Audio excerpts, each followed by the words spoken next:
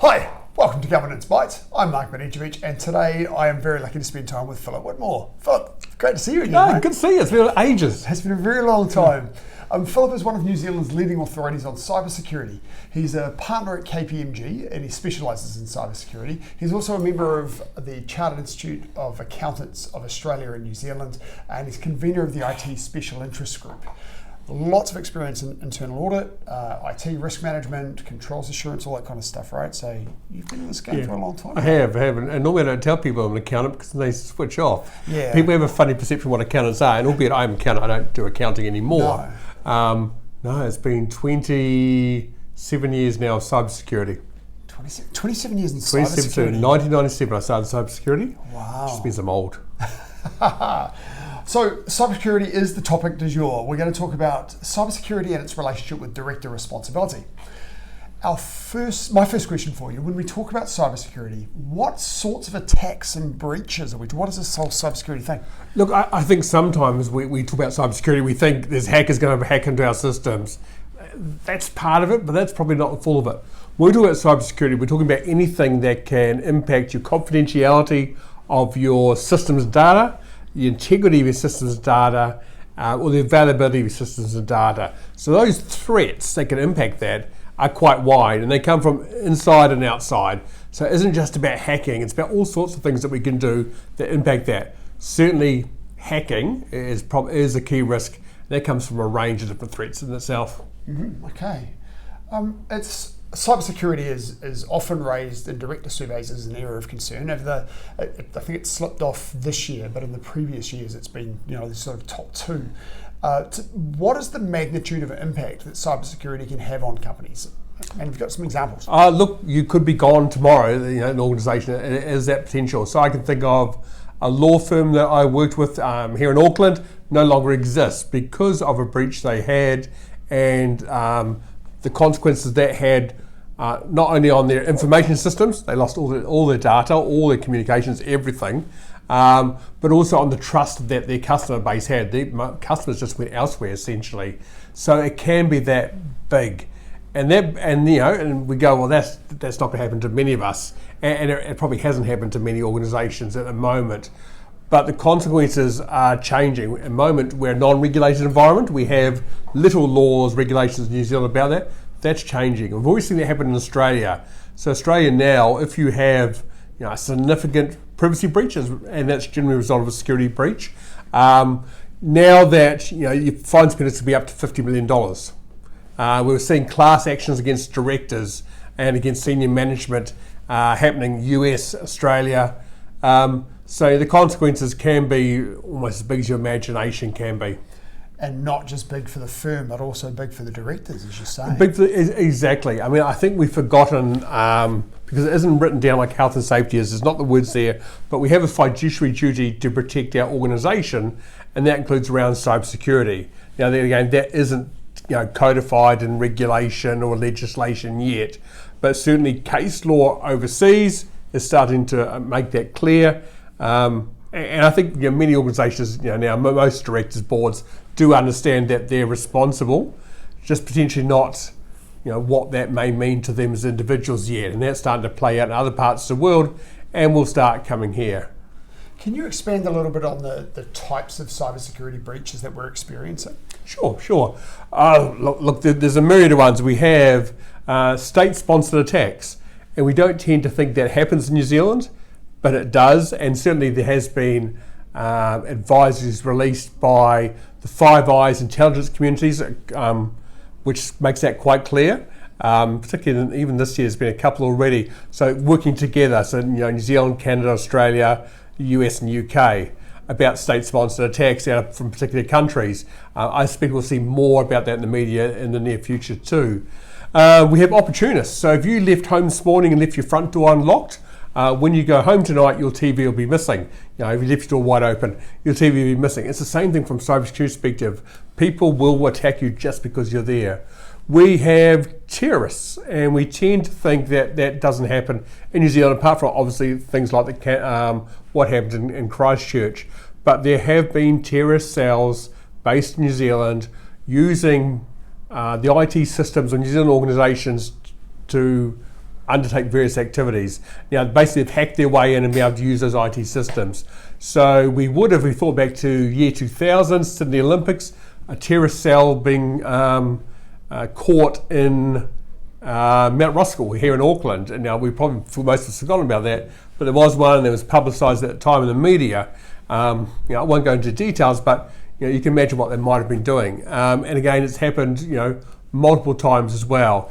Terrorists, opportunists, foreign states, insiders. So the people that you work with, or the people that work in our companies, it comes down to, for an insider, what's the motivation? I've got a drug problem, gambling problem. I should have been given that pay rise. It was due to me. And we've got motivation, and then we've got opportunity. The cybersecurity is not strong. Now we can't control both of those, but particularly we can't control the motivation for an individual. But if the opportunity is large and the motivation is large, that's when things go wrong. We have organised crime, and in organised crime, and it's probably what we're used to seeing in headlines of money's been stolen or scams and the like. Often it's organised crime.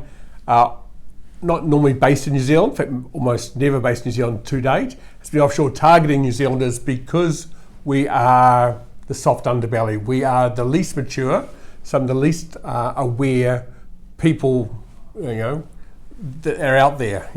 Why go target some country that is very good at cybersecurity, has very informed citizens? Why not target New Zealand? We're an easy picking. So a range of different threats. Right, and we are in a world now where it's probably almost impossible to run a business without being connected to the internet, right? Being completely, because the safest way to be secure from cyber risk would be not to be connected. But you can't. You have to be connected these days. And so that opens up a whole lot of risks around, and essentially what we're talking about is people getting access into your systems to draw data out, either to make money on it in some form or just to cause havoc, right? It is. I mean, money is the main motivation, and it has been always and continues to be. But I might want to do you harm. I don't like you for some reason. I don't like what your organisation does. My view on life is different to yours, or just for fun sometimes, or if I'm another country, to do you economic harm, or to take intellectual property from people in your country and give it to people in my country. Why should people there have to work for it when I can just take it? Yes. Also, in potentially to cause harm to people in that country. So a common tactic before you roll troops into a country, for example, is to take out communications in that organisation, hack into the system, take out communications, take out the ability to reach out and help. Also, we started seeing this happening in America, with foreign states targeting America to impact its critical infrastructure. So impact water, wastewater, energy, those sorts of things. Again, doing predominantly economic harm, but potentially real harm to individuals as well. Wow. Now you gave an example of that New Zealand law firm earlier, and we also had the example of one of the DHBs that had its data hacked. That was last year too, wasn't it? What would you say would be the likelihood of this happening to New Zealand business, and really a different magnitude? So a listed company, as you say, a utilities company, or a small business somewhere in New Zealand that really doesn't have a lot of. Look, I think the likelihood, regardless of the sector, regardless of big or small, can be relatively high, particularly in New Zealand at the moment because we are so low in our maturity. The likelihood is relatively high, and the impact it comes on the basis of the nature of the organisation. But sometimes we think that likelihood is not high because most of the time when we see headlines, they're offshore. Or we see headlines in New Zealand about cybersecurity attacks or breaches, privacy breaches, whatever it may be, 1 or 2 a month. Well, that doesn't sound very much. Most of the time though, the information about what has happened isn't public.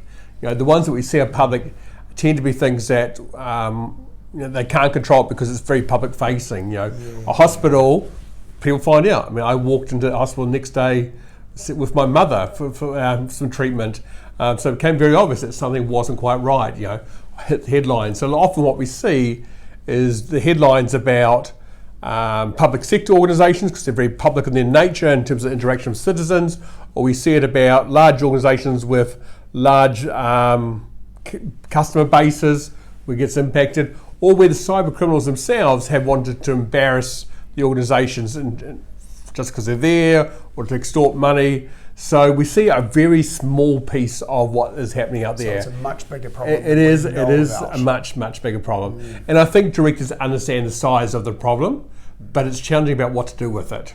So what should directors then do about it? What role do they have to play, and what should they then do about cybersecurity? Look, it is hard because most directors, most organisations I come across, it's not something that they're used to have dealt with. They come and often they've had different careers in the past that aren't IT related. I think having someone to assist the board, and I'm not saying necessarily a board member because they're hard to find, but it could be a board member or just an advisor, is of value. Someone to help them to talk about it more, also to carry on talking about it. It's taken us a while to realise, yes, it is a problem, but we all do now, but talking about it. I think it is asking, I call them hard questions, not particularly hard questions, but asking some clear, direct questions to our organisations. I mean, at the moment, we've been gathering information. People tell us about the company, about what's happening, but it's probably time to ask more direct questions about what's happening. And we don't, it's not about being geeky and techie and knowing a whole bunch of things. Really, cybersecurity is just about risk management. It's just risk management and a different topic. The challenge tends to be the IT people talk one language, the rest of the business talks another language, particularly when it comes to risk management. Is that translating? So that's what that advisor, whether it's a board member or an advisor to the board, can help that work out that translation between these languages, because that is the challenge. Absolutely. Management, the IT team, CIO, often doesn't know how to communicate things in one way. The board doesn't know how to ask questions in one way, and we get lost in translation. And then sometimes it ends up being, Mark, is cybersecurity okay? And you go, yes, it's fine. We stopped 1 million viruses this week. That's good. And we go, that's good. Keep doing a good job. Yeah, right. Now I am being a bit facetious there, but it does feel like that a little bit sometimes because it is a difficult subject. So what information should the board of directors ask for from management to actually keep them properly informed about what's going on? Yeah, sure. Look, it is a base set of information. It's a base set of KPIs. It might be a dashboard. What it isn't, I'll come back to what it is. What it isn't things like how many viruses we stopped. Because if it was 10 million, is that a good number? Is that a bad number? What do we let through? Unfortunately, often those statistics are things like that. We stopped lots of things, or we did lots of things. But it is fairly simple information that's not overly IT important related. It might be what are our top 10 risks and how they're travelling in terms of that risk, in terms of risk reduction, how they're travelling over time. It might be what is our compliance status against our relative framework. And there are different frameworks out there. If there isn't one being used in the organisation, I'd suggest one to start would be the CERTNZ critical controls. CERTNZ is now a division of the Government Communications Security Bureau, the GCSB, focused on helping New Zealanders, us as individuals, small companies, big companies, be more effective at cybersecurity and help manage incidents. So they publish every year the critical controls, the 10 most important things we should focus on, because they're the 10 best things that can stop an attack, limit the impact of attack, and recover from attack. So we haven't got a framework that we're measuring ourselves against. That's a fantastic one to start with. How are we doing against the critical controls? Just 10 of them. Sounds easy, but I've yet to come across an organisation that has all 10 in place. There is some great information coming out of CERT New Zealand. They do a fantastic job, and it'll be interesting to see how they evolve now that they're part of GCSB as well. Yes. The NCSC element of GCSB, the public-facing element, which works with government agencies. It's interesting. Similar structures in Australia, UK, and elsewhere. Very helpful. But CERTNZ, if I was a small business or an individual, I'd often start there because it's good practical information and a way that we can all understand it. Yes. And what role is there for ensuring that staff are trained in basic internet security? Yeah. Look, I think it's important. If you look at, again, those critical controls, the top 10 things, security awareness is sitting in there, one of them there. Some years it floats just below the 10, sometimes it floats back into the 10, but it's important. If I'm not security aware, or I don't understand the basics and how it relates to my job, I can potentially undermine all the good things in place because I don't know what to do in a certain situation or how to behave. In saying that, we see many organisations who just spend all their time focusing on security awareness education. Do this training once a year. Here's a phishing test. You failed, do better. It's all good, but that's not the focus. At some point, there are other things that are far more effective. It's important, but it's not the most important. Sometimes we focus on the most important because it's a bit easier to understand. We do a phishing test, people fail. We put a range of activities in place. They get better. We can measure it. And that's good, but it is a key aspect. It is as you suggest, a fairly limited approach as well, because the attacks are getting so much more sophisticated. A couple of months ago, I received an email on my personal account purporting to be from our managing director, asking for my support in a secret project, and which is not unusual for our MD to have some quiet projects happening on this bubbling away. But the fact that it was my personal account, and then when I followed it up, and because I replied, and I then followed up directly with my MD by text message, who then came back and said, no, it wasn't from me. When it's in your business account, you can put software in place to do phishing tests and things, as you say, and to identify this stuff. But when you start targeting the personal accounts of your staff, you can't put that stuff in place as easily. No, but again, I feel like I'm picking on the critical controls too much. One of those is about multi-factor authentication, which put that aside, but verification, about having business processes in place to help verify the identity of people making requests for high-risk activities. So for making payments, that Hong Kong case recently. Exactly, it's about having processes in place that verify that. And it's not responding to that dodgy email saying, are you real? It happens, and because the answer comes back and says, oh yes. It's about people requesting a password, doing other things. So again, there is business processes in place. But many organisations are missing those. And putting cybersecurity aside, I put my accountant's hat on. Those are just normal processes for validating payments, for the payments aspect of it. It's only one area, but it's a key area. Mm-hmm. And that's missing so many times, or can be circumvented so many times. And sometimes it comes down to culture of organisation. One organisation where the CEO says jump and you ask how high, it's probably more likely to happen. Yes. But regardless, there should be these processes in place. I've seen a New Zealand organisation lose in excess of $10 million in a single payment of someone else's money that they were holding in trust, because they got what appeared to be instructions to send it somewhere else, and it wasn't. Yes. So that didn't hit the headlines. Because often they don't. It's quite embarrassing organisation. Luckily, they they had the ability to get the money back and pay the legitimate customer. But it came with a lot of cost itself. Yes, absolutely. And the case that I mentioned before was the recent one where in Hong Kong, somebody called into a video meeting with their CFO, and the CFO was a deep fake in the meeting. And handed over a significant sum of money. It is interesting. Yeah. So and this is only going to get harder, right, with the advent of artificial intelligence, particularly in the space of photograph and video. It's so much harder to identify individuals. Correct, and it becomes difficult. And that technology is, like I say, it's nothing new. The consumer-based versions of that is, you and I can probably do something very similar right now, let alone with a little bit of effort, a little bit of motivation, and $26 million, whatever it is a lot of motivation. Yes. It can be done, and that's trouble. That's troublesome, worrying, isn't it? Absolutely, and I think one of the biggest things you've raised that to me is the most concerning is just how much of it we don't see. We're going to have to wrap it up so I don't take up too much of your day. Final question for you: what's the best governance advice you've received? It's a good question. That is. What's the best governance advice? I think I'd come down to having the advisor on your board, or to supplement someone on the board, or to supplement the board. Right now. Now that will evolve over time. You've given 5 years down the track, that role is probably not needed anymore because new board members have come through. Have come through. We're a bit more IT literate.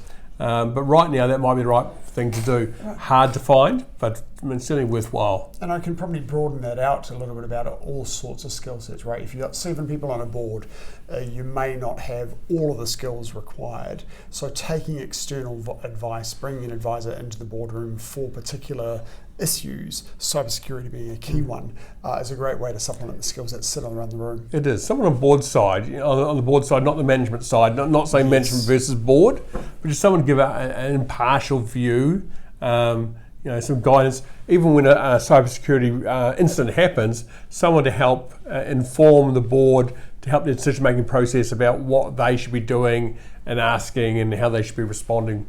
Right. Philip, thank you very much for your time. No, great thank you. Conversation. It's been great. Excellent. I look forward to catching up again soon. No, cheers. Thank you for watching this episode of Governance Bites.